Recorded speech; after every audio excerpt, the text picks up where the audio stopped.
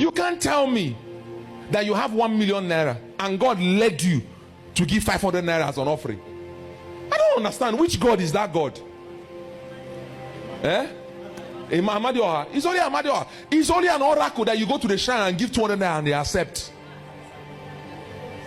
And some people say God is not after our money. What you're giving shows how much of your heart He has. These kind of men of God are the ones who tells you God's time is the best.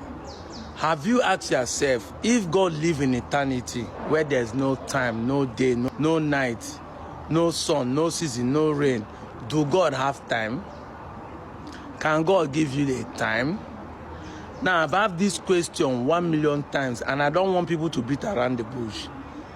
God loves a cheerful giver. Do God hate a stingy man? So if you decide not to give God any money at all, does it mean that God will not bless you? How much did you give to receive 1 million? So if you don't give again, does it mean that you will not receive another 1 million joined to this one? These are the scammers and the thieves who are making the people poor again.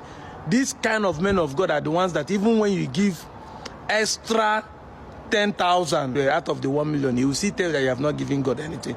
Meanwhile, it's him that the money is going to. They will keep telling you, give the best to God. If you truly want to give the best to God, is it the naira that doesn't have value that you give to God? Your naira is the worst money on the earth, but you are giving it to God.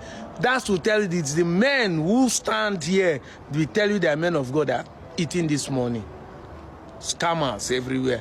December don't reach, they are looking for a way to collect money from the gullibles.